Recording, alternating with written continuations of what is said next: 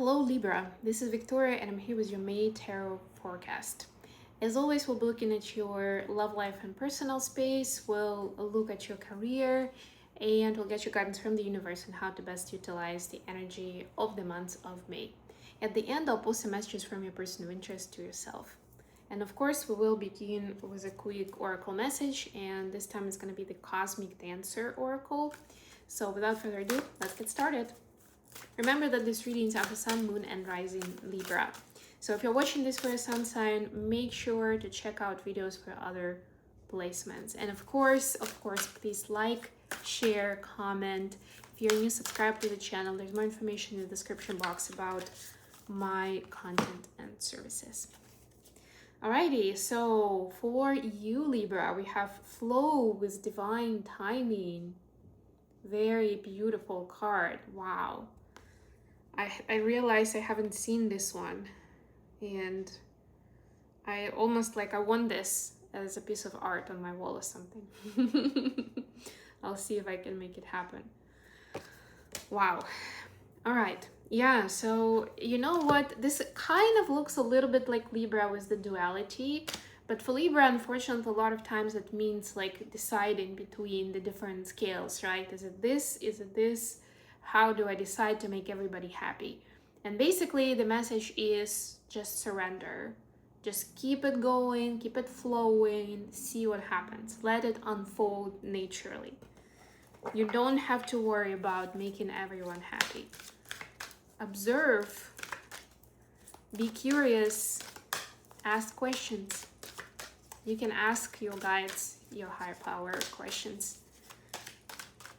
Good questions are to ask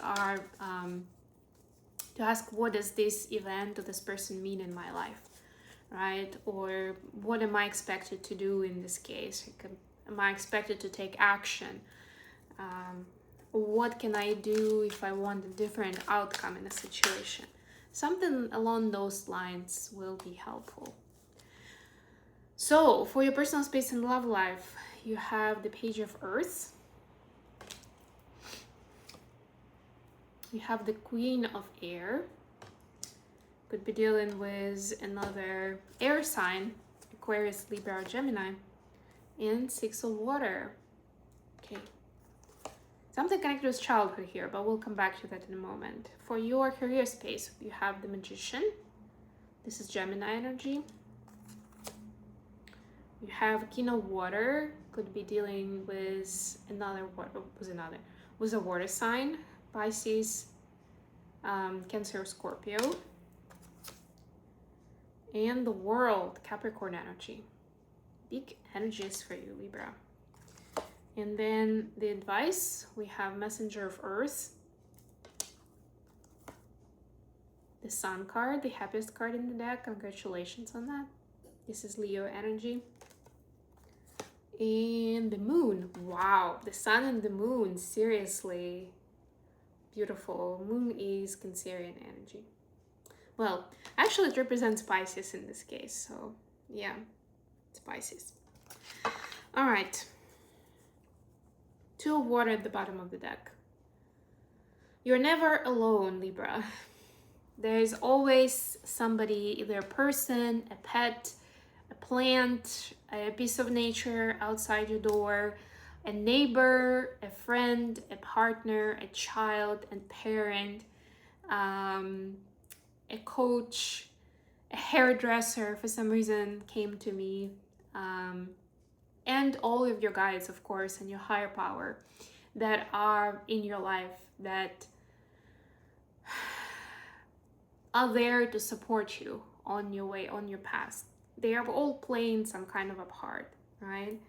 So if at times you feel overwhelmed, just remember that you can always reach out to one of these creatures, right? Because I mentioned pets as well, for comfort, for support, for maybe some fun moments, right? For some love that can support you, can be that petrol for you to keep going, even if you feel like you're going through some challenges right now.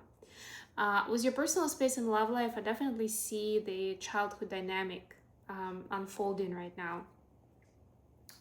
It could be If you have children, it could be with your children too. But for most of you, it's something comes up that was a pattern when you were a kid. Like somewhere where your parents would discipline you for something that didn't feel like, it was a bad deed, that you did something wrong, or they wouldn't give you something that you wanted to have or to eat or to try doing, and they would have a justification for it, but it's something that like seemed off, like it didn't feel like it was dangerous or bad for you in some way, but still you didn't get it. So there was this lack, you've carried along this lack of understanding, right? And this sense of unfairness towards yourself from people who seemingly are the closest to you, and growing up that's the case, really, right? But now there is a chance to see the truth with this Queen of Air, right? And understand it from a different standpoint, right? A little less emotion, a little more of like, what was that about? It may very well be that you'll see your parents' insecurities in this, or whoever was telling you no, right? And you'll be like, okay, why? Okay, now I see it. And as soon as you have that clarity, you have that understanding, this is where you can release it, where you can transmute it, and you can be free of it. There's some kind of this truth that's coming up for you, and it is not like somebody else will tell you a story. It's more like you suddenly see that old situation with new eyes, and you'll be able to see it differently. It may actually come from your person, from your partner, right? Something that they're telling you, their viewpoints, right? Maybe you're discussing parenting your own kid, and they say to you like, this is my reasoning for this, and something clicks, and you suddenly remember, and you're like, wow. And oftentimes it happens that we actually subconsciously we remember those patterns, that logic, and we just taking it on, especially if we were little and there was that big amount of just following what the adults are saying, right? Like whatever they're saying, it's true, it's right, even if I don't like it. That's the sort of the worldview at that point. And so now you're getting a chance to revisit that, to free yourself from that old pain, and also to be able to have a different approach with your kid or in your relationships. If that's something that you weren't allowed to do as a kid, but you realize that it is your passion, and it's one of those conversations where you're like, wow, my life could have been different if I followed that, I'm still interested in it, just go for it, just do it. For your career space, you have the Magician, the King of Water, and the World. Big energies, big. It's like a cycle. This is the last card in the Arcana. This is card number 1. There's also 0 with the Fool, but this is like essentially like making things happen, creating, right? The Magician creates. So it's like there's something that needs to come full circle now for you to be able to embrace your magician powers, right? You're very potent. You have every resource that you need to create the future that you want, or the abundance that you want, whatever it is you're doing as your main occupation. But it is very important to close some old chapters that are still open, where you don't know why things ended up this way, or you still have a grudge for someone, something like there's something with feelings and emotions here, with the heart space, right? There's some kind of unspoken truths about how you felt or how it impacted you, and maybe you don't even need to tell it to specific people. Maybe you just need to tell it to yourself, right? Whatever it takes. But it's very important to leave that old stuff behind, whether it's because you're still supposed to work with those people, or because it's holding you back with with your creative potential, and maybe you're holding yourself back based on those stories, right? It's important to remove that burden so you can start fresh. You've learned the lesson you were supposed to learn in this story. It's not gonna keep happening again and again, right? This is your confirmation that you can leave that behind. You don't need to dig down and like spend a lot of time on it, but it's important to transmute that energy to be able to move on. And finally, the advice from the universe: Messenger of Earth, Sun, and Moon. I mean, this is just so beautiful. We started, by the way, just saying, this beautiful card that I was talking about has the sun and the moon. Really, you can't make this up. Libra, this is definitely another confirmation that a balance needs to be found between external and internal, between action and surrender. And the messenger first says you have the time that you need, you have the resources that you need. You don't have to rush anywhere. You don't have to ask others for help. It's something that you can do. Just keep walking your path, but be present, be curious, make it count. You know, every step that you're taking, experiences that you're going through during this time, they are brought to you for you to really,